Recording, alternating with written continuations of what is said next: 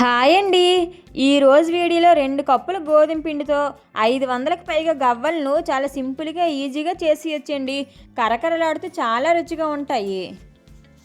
ఈ గవ్వలను చేయడం కోసం నేను ఇక్కడ 2 కప్పులు గోధుమ పిండిని అయితే తీసుకుంటున్నాను. మీరు కావాలంటే మైదా పిండితో అయినా చేసుకోవచ్చు. నేను కాస్త హెల్తీగా చేయడం కోసం గోధుమ పిండిని అయితే తీసుకున్నాను. ఈ గవ్వలు కాస్త క్రిస్పీగా రావడం కోసం దీంట్లో పావు కప్పు బొంబాయి రవ్వను అయితే వేసుకోవాలి. బొంబాయి రవ్వను వేయడం వలన గవ్వలు అనేవి చాలా కరకరలాడుతూ చాలా రుచిగా ఉంటాయి. నెక్స్ట్ దీనిలో 1 స్పూన్ సాల్ట్ని అలాగే 1 స్పూన్ వంట సోడాని వేసుకొని వీటన్నిటిని బాగా మిక్స్ చేస్తూ కలుపుకోవాలి. వంట సోడా వేయడం వల్ల గవ్వలు అనేవి బాగా పొంగుతాయి. ఇప్పుడు దీనిలో మరిగించుకున్న 4 టేబుల్ స్పూన్ నెయ్యిని వేసుకోవాలి. ఇలా నెయ్యిని వేసుకున్న తర్వాత ఈ నెయ్యి అంతా పిండికి బాగా పట్టేటట్లు కలుపుకోవాలి.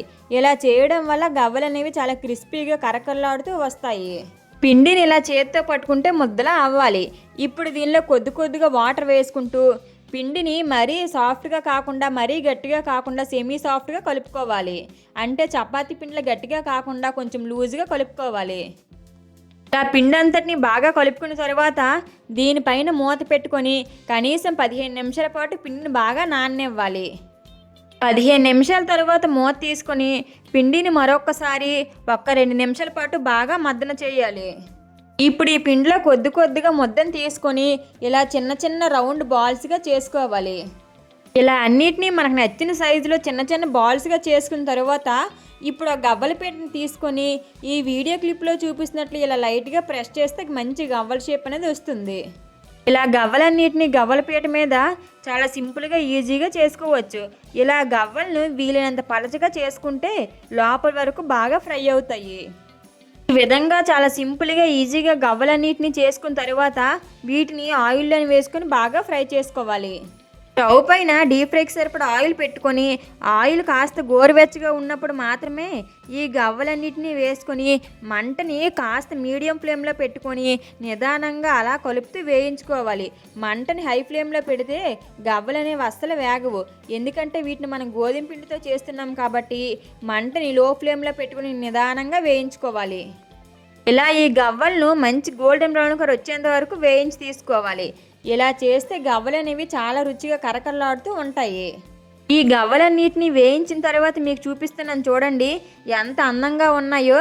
అలాగే చాలా రుచిగా కరకరలాడుతూ లోపల వరకు గుల్లగా ఉంటాయి. ఇలా గవ్వలన్నిటిని వేయించి తీసుకుని ఒక ప్లేట్లో వేసుకోవాలి. నెక్స్ట్ మనం ఏ కప్పుతో అయితే పిండిని తీసుకున్నామో అదే కప్పుతో బెల్లాన్ని కూడా తీసుకోవాలి. మనం ఇక్కడ 2 కప్పులు పిండిని తీసుకున్నాం కాబట్టి కప్పున్నర బెల్లం వేసుకుంటే సరిగ్గా సరిపోతుంది. ఇప్పుడు దీనిలో కొద్దిగా వాటర్ వేసుకొని ఈ బెల్లాన్ని బాగా కరిగించుకోవాలి. ఈ బెల్లం అనేది మంచి పాకం రావాలండి.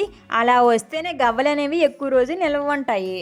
ఈ బెల్లం అంతా బాగా కరిగిపోయిన తర్వాత దీంట్లో 1 స్పూన్ యాలకుల పొడిని అలాగే 1 స్పూన్ నెయ్యినైతే వేసుకోవాలి. ఇలా వేసుకోవడం వల్ల ఈ ఫ్లేవర్ అనేది చాలా బాగుంటుంది. ఆ బెల్లం అంతా బాగా కరిగిపోయి చేతి వేళ్ళతో ఇలా చూసుకుంటే పాకం వచ్చిందో రాలేదో తెలిసిపోతుంది. ఇలా పాకం వచ్చిన తర్వాత ముందుగా మనం వేయించుకున్న గవ్వలన్నిటిని ఈ బెల్లం పాకంలో వేసుకొని మంటని లో ఫ్లేమ్లో పెట్టుకొని బాగా కలుపుకోవాలి. ఇలా కలపడం వలన ఈ బెల్లం పాకం అనేది గవ్వలకు బాగా పడుతుంది. కనీసం 5 నిమిషాల పాటు ఇలా బాగా కలుపుకుంటే ఈ గవ్వలు అనేవి పాకాన్ని బాగా పీల్చుకుంటాయి. ఇలా అంతా పీల్చుకున్న తర్వాత ఈ స్టవ్ ఆఫ్ చేసుకొని ఈ బెల్లం గవ్వల్ని బాగా చల్లారనివ్వాలి. ఈ గవ్వలు అనేవి బాగా చల్లారిపోయిన తర్వాత చేత్తో ఇలా తీసుకుంటూ చక్కగా ఈజీగా వచ్చేస్తాయండి. ఇలా తీసుకుంటే ఒకదానికొకటి అంటుకోకుండా చక్కగా ఉంటాయి. ఇలా చేసుకుంటే ఈ గవ్వలు అనేవి కనీసం నెల రోజుల పాటు స్టోర్ చేసుకోవచ్చు. అంతే.